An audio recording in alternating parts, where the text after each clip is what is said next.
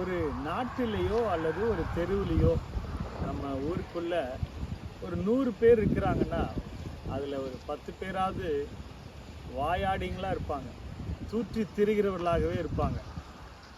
அவங்க எப்போ பார்த்தாலும் வாயை திறந்தா மூடவே மாட்டாங்க. இவங்களை பற்றி தப்பு தப்பா, அவங்கள பற்றி தப்பு தப்பா. ஏன் சில குடும்பங்களில் சில ஆண்களோ பெண்களோ இருப்பாங்க, அவங்க வேலையே என்னென்னா தன்னுடைய புருஷனை பற்றி தப்பு தப்பாக மற்றவங்ககிட்ட பேசிட்டே இருப்பாங்க. அவங்களுக்கு அப்படி சொன்னாதான் அவங்களுக்கு தூக்கமே வரும், நிம்மதியாக இருப்பாங்க. இப்படி சில பேர் பாருங்க தூற்றி திரிகிற ஒரு குணமுடையவர்களாக இருக்கிறார்கள். நீங்கள் நல்லா யோசித்து பாருங்க, சாக்காடையை நீங்கள் பார்த்துட்டே இருக்க விரும்ப மாட்டீங்க, அங்கே பக்கத்திலே இருக்க கூட உங்களுக்கு பிடிக்காது. ஆனால் இந்த தூற்றி திரிகிறவங்க கூட அதே போல் சாக்காடை புத்தி உள்ளவர்களாக தான் இருக்கிறார்கள். அவருடைய வேலையே தூற்றி திரிகிறது தான். எப்போவுமே ஒரு நல்ல ஒரு வார்த்தை, நல்ல விதமாக பேச்சோ அவங்கள பற்றி பேசவே மாட்டாங்க.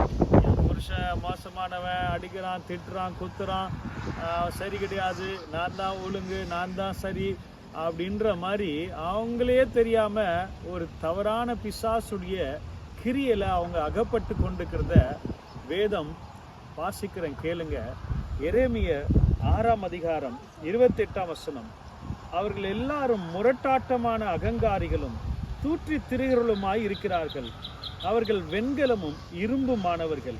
அவர்கள் எல்லாரும் கெட்டவர்கள்.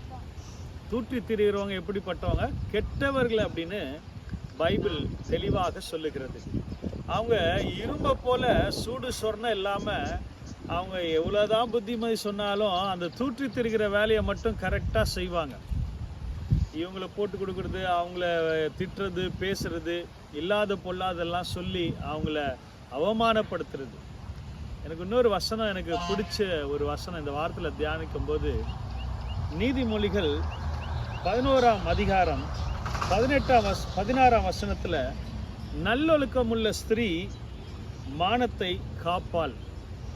எவ்வளோ அழகாக போட்டிருக்கு பாருங்க. ஒரு நல்ல பெண்ணுக்கோ நல்ல ஆணுக்கோ நல்ல பிள்ளைங்களுக்கு ஒரு அடையாளம் என்னன்னா, நல்லொழுக்கமுள்ள ஸ்திரீ மானத்தை காப்பாள். எல்லார் மானத்தை வாங்கிட்டு இருக்கிறவங்க நல்லவங்க கிடையாது, அவங்க கெட்டவங்கன்னு வேதம் சொல்லுது. ஆனால் நல்ல ஒழுக்கம், நல்ல ஒரு ஹேபிட், நல்ல குணமுடையவங்க தான் அன்போ சகலவற்றையும் சகல பாவங்களையும் மூடும் அப்படின்னு வசனத்தை நம்ம தியானிக்கிறோம், வாசிக்கிறோம். அன்பு நமக்குள்ளாக அதிகமாக இருக்கும்போது இப்படிப்பட்ட குறைகளை நாம் தூற்றி திரியவே மாட்டோம். ஆகவே இப்படிப்பட்ட சாக்காடைகள் மத்தியில் நம்ம வாழ்ந்து கொண்டிருந்தாலும் அந்த சாக்காடைகளை பற்றி நாம் கவலைப்படாமல் கர்த்தருடைய நாமத்தை மகிமைக்காக அவருடைய ஊழியத்தை நாம் செய்வோம், ஆண்டவருக்காக நாம் வாழ்வோம். இவர்கள் சொன்னாங்க, அவர்கள் சொன்னாங்கன்னு சொல்லி நம்மை பலவீனப்படுத்தி சோர்வடையும்படியாக பிசாசானவன் அப்படிப்பட்டவர்களை வைத்திருக்கிறான், ஏவ பண்ணுவான். ஆனால் நாம் கர்த்தருடைய பிள்ளைகள் அதற்கு இடம் கொடாமல் கர்த்தர் நல்லவர் என்பதை ருசித்து பாருங்கள். அவர் மேல் நம்பிக்கையா இருக்கிற மனுஷன் பாக்கியவான். ஆகவே இந்த வார்த்தையின்படி நாம் அப்படிப்பட்டவர்களுக்காய் நாம் ஜெபிப்போம். அப்படிப்பட்டவர்களைப் போல நாமும் இல்லாமல் தேவனுக்கு உகந்த பிள்ளைகளாய் வாழுவோம், கர்த்தரையே மகிமைப்படுத்துவோம். நம்முடைய வாய் சாக்கடையாக இருக்கக்கூடாது. வாயை திறந்தா ஆரோக்கியமான வார்த்தைகள், நல்ல வார்த்தைகள், பலப்படுத்துகிற வார்த்தைகள், ஆறுதலான வார்த்தைகள், மற்றவர்களை உற்சாகப்படுத்துகிற வார்த்தைகள், என்கரேஜ் பண்ணுகிற வார்த்தைகள், சந்தோஷமான சுகத்தை கொடுக்கிற வார்த்தைகளை யார் பேசுகிறார்களோ அவர்கள் தேவனுடைய புத்திரர்கள், தேவனுடைய பிள்ளைகள். அவர்களை கர்த்தர் ஆசீர்வதிப்பார். கர்த்தருடைய நாமம் மகிமைப்படுவதாக. நல்ல ஆண்டவரே, இந்த வார்த்தையின்படி தூற்றி திரிவுள்ளாய் இல்லாதபடி நாங்கள் உண்மையே பிரஸ்தாபிக்கிறவர்களாக, துதிக்கிறவர்களாக, உமக்கு நாங்கள் மகிமை செலுத்துவர்களாக. நாங்கள் ஆண்டவரே நல்லொழுக்கம் உள்ள ஆண்டவரே, ஸ்திரீ மானத்தை காக்கிறாள்.